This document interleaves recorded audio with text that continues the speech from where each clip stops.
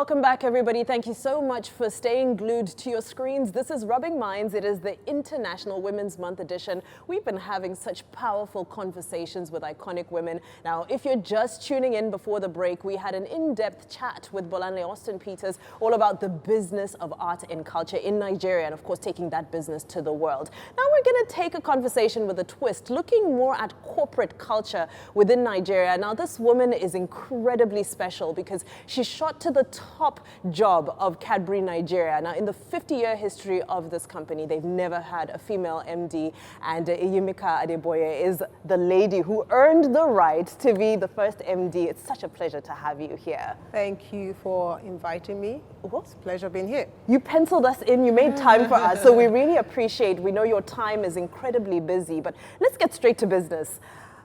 The pressure, I can only imagine, a company in 50 years that has never had a female at the helm.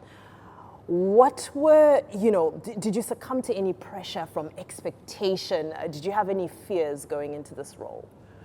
Not really. I didn't have any fears because first in my previous role as finance director, I was essentially the number 2 in the business, so I knew what the job requires.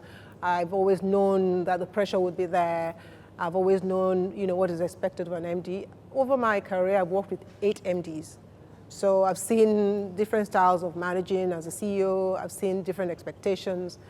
And so, walking into the job was not like, something so green to me. So I know the expectations. And what I always say about television is that people who watch us on TV, always feel a certain way about what it's like to be on the other side of the camera. So I want to know how close to your perception of the job, having worked so closely with so many MDs, how close to reality were your expectations? I would say 80% close. There's a 20% that you don't see. So you don't see when the boss's boss is talking to you. You don't see when you have to go and meet a very senior person in government over an issue your company is facing.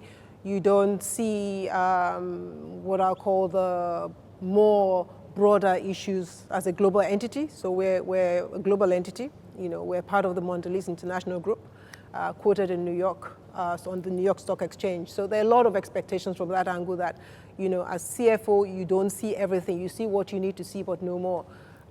So yes, getting closer and doing the job, there's that 20% that is like, oops, I didn't know I had to do that. And talking about learning, you said something very profound to me before we started the interview, and that was that you are not, if you just take me through the quote again, I believe you said it's more important who you are than what you do. Yes. If you just take the quote again. So what I said is, who you are is more important than what you do, because you remain who you are with or without the job. You can't fake who you are. You are either that person, irrespective of what you meet and what comes before you, or you're somebody else. So, let me give you a classic example. We talked about this. So people assume certain things about you, and then when they get closer to you, they go, oh, I didn't know that. The joke in my office is people say they didn't know I eat. Because in my role, people don't see me. My previous role, people don't see me as often as they see me in my current role. So in my current role, I'm interacting more with people. So when I'm hungry and I ask for food, they go, "Oh, you eat?" You eat. So yes, I do eat. I'm not a robot. But what's intriguing about that for me is that for me, first stepping into Nigeria, one of the things I was taught is that as a woman, if you want to be respected, you shouldn't joke and smile with people, with your peers and your colleagues, or else you won't be taken seriously. How much of that is accurate, and how much of a certain persona does a female need to put out to be respected as a leader? Okay, so for me personally, I don't believe you should put up or put out anything that is not you. So just be natural and be yourself. I don't believe that I should walk into a place and keep reminding myself that, oh, I'm a woman, so I must do something in a particular way. This role is not because, I actually don't believe it's because I'm a woman. My company is very performance-based. Being a woman might have also helped. But in terms of getting this role, there were other people that were considered. I know that for sure, expatriates, locals. So it wasn't the case of, well, Oyeyimika is a woman and she's been in this company for X number of years, why don't we let her try the job? It was positioned in a way that we all competed, so to speak, for the role. And having said that, I think the other, sort of, shall I say, nuance to this conversation is that the trend now is that a lot of companies are pursuing diversity, a lot of companies are pursuing parity. But how do we ensure that we're still, giving our end of the deal, our maximum value possible as women, and not ending up, just being quoted as women who are filling in the diversity quota, or it looks sexy for our branding? So first of all, yes, the D&I thing is a big deal now.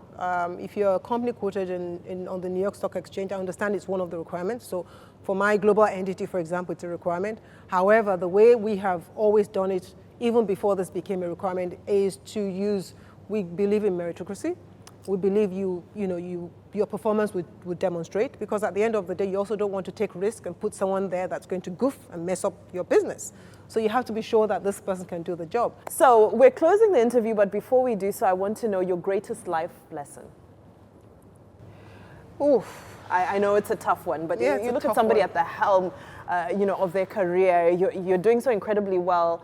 I love sort of the joy that shines through you when you also talk about your family and the balance you have with your partner and your children and so forth. So there's a lot of goodness happening around you. But I just love to know, what is the biggest life lesson that has allowed you to handle? So just as you were talking, I can only think of my life priorities and how I prioritize anything I do. So I say to people, I prioritize my life through a sequence of 4. So it's God, because I'm a Christian. Then it's my husband, before my children, because the children will go. He said the children will go. They'll all disappear and have their own life. So it's God, my husband, my children, my job. And I always remind myself that if work is going to top those 3 priorities and work, then that has to go. Wow. I have to be able to do that. So if, for example, somebody says to me, sorry, because you're working for me, I don't want you to talk about God, I don't want you to be a Christian, I don't want to, then I'm out of there, because this is my priority. And God forbid if my husband says, oh, we have to stop going to church, we have to stop this Christian thing, I think, yeah, he would go. But and we have the prayer point for the husband, though, so. And we are bringing up our children, Exactly. Christian values anyway. So this is how I prioritize. And whatever I do in life, this I always remind myself in terms of my priorities. This is important. So when it comes to life lessons, if something is on the burning platform, I ask myself in terms of priority, what's this doing to my priorities, and I take the call based on that.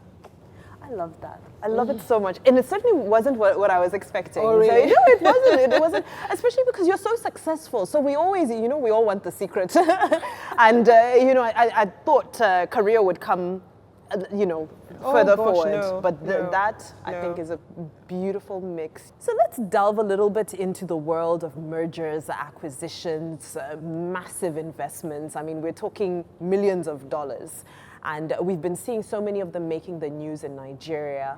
However, it seems more often than not, the personalities involved are men. When you look at mergers, there's male personalities involved in whatever sector. Even some of the venture capitalists who've brought money into the space, fintech ventures and so forth, you look at these huge $10 million, $50 million investments into male-led entities. Where are the women when this narrative is concerned? Why are women not partaking in the bigger piece of the economic pie? Okay, so I'll answer on 2 platforms. First, for Nigeria, locally, I think it's cultural.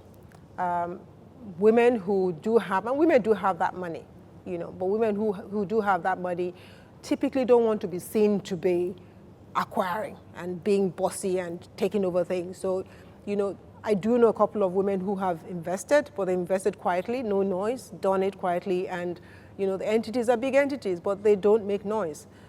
Secondly, I think within Nigeria, if you look at history, most of those companies that have done it had been male-dominated. It's today that you're having female CEOs in banks, and so they would do things that they can do that their male counterparts did many years ago or recently, because they were the CEOs then.